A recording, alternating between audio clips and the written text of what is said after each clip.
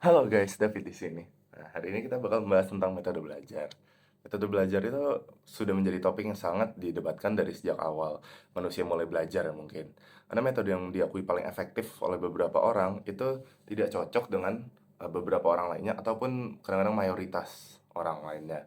Tapi orang-orang yang pertama ngaku, oh ini paling efektif itu pasti bersikeras karena itu yang paling efektif buat mereka sendiri kan, sedangkan yang lain pada nggak setuju gitu. Makanya karena sifat dari pembahasan ini subjektif, ini bahasannya tuh aslinya nggak bakal selesai sampai sepanjang masa. Tetapi di sini saya akan menjelaskan mungkin metode pembelajaran yang menurut saya efektif dan menurut saya bisa diterapkan di dalam ITB gitu. Nah, ITB itu kan mungkin orang di luar tuh banyak yang bilang, "Oh ITB tuh, paling bagus lah, institut terbaik bangsa," gitu. Tapi dari diskurs yang saya dengar dari, sivitas akademika, tapi mungkin terutama mahasiswanya ya, ya ITB itu aslinya ya banyak yang kurang cocok lah metode pembelajarannya, banyak yang kurang suka dari mahasiswa. Dan di sini saya mungkin, akan mencari tahu apa aja sih yang menyebabkan banyak orang yang nggak suka dengan metode ini, metode pembelajaran ITB. Satu, menurut saya yang pertama adalah kurangnya standarisasi. Karena ya kalau yang saya rasakan dari jurusan saya ada 2 kelas, kadang-kadang tuh kelas 1 dan kelas 2 itu kualitasnya bisa dibilang beda. Bukan karena dosennya mungkin kualitasnya tidak setara atau apa, tapi karena beda, namun ujiannya itu kan tetap sama. Kayak ujiannya ya K1 dan K2 sama, tapi materi yang kadang ada dibawain tuh beda, jadi agak kesusahan salah satu kelas. 2, terus yang kedua menurut saya adalah karena tidak ada penggunaan sistem informasi yang terpusat. Nah, kalau sistem informasi akademik atau kita bilang SIX itu kan udah ada. Nah, yang maksud saya ini adalah LMS, yaitu EduNext. EduNext itu udah harusnya digunakan oleh semua, tapi beberapa dosen pun bilang, "Udah kita nggak usah pakai EduNext," karena emang pada setuju itu tuh masih dianggap ribet, susah, dan mahasiswanya pun juga masih banyak yang kurang suka dengan, UI UX-nya EduNext. 3, terus yang ketiga itu menurut saya, kayak kurang motivasi untuk para mahasiswa belajar. Karena saya sering banget dengar kata-kata demot, yang berasal dari kata-kata demotivasi, itu dilontarkan oleh para mahasiswa ITB. Ini berarti mereka tuh kadang kayak kehilangan motivasi untuk melakukan pembelajaran. Sering banget saya dengar dari perkataan teman-teman saya ataupun di sosial media yang ada komunitas komunitas mahasiswa ITB. Menurut saya kalau ketenaran kata ini sudah kayak sekarang ini sangat sangat tenar, kayak sering banget.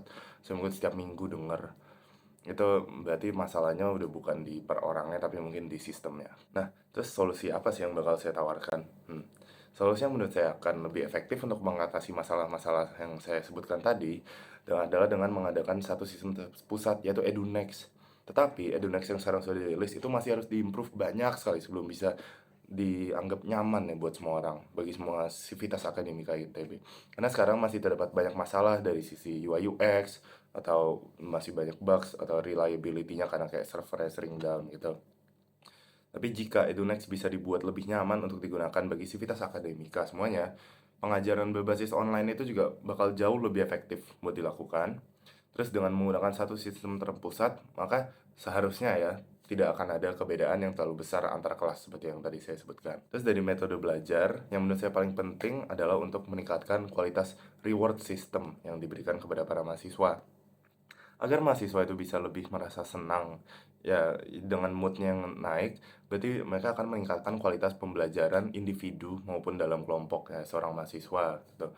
Kita itu harus bisa lebih menerima dan mengakomodasi para sivitas akademika lebih baik dengan kesopanan dan keramahan. Ini itu yang saya rasakan pada salah satu kelas yang saya ambil saat jadi mahasiswa ya. Melihat pengajar yang ramah dan murah senyum, itu akan membuat saya lebih senang dan lebih niat untuk belajar mata kuliah tersebut. Walaupun misalnya saya tuh tidak terlalu tertarik dengan mata kuliah, dengan materinya gitu.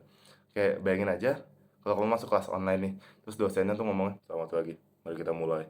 Yang sering saya rasakan itu kayak mahasiswa pada nggak mau bales.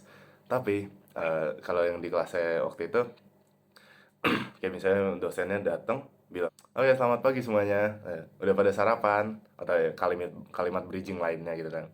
Terus mahasiswa juga ngebales, jadinya tuh mahasiswa interaktif sama dosennya selama kelas, terus, metode pembelajarannya jadi lebih efektif karena lebih menarik perhatian dan lebih masuk materinya. Nah, menurut saya udah cukup sih itu ya. Terima kasih telah mendengarkan dan salam salaman.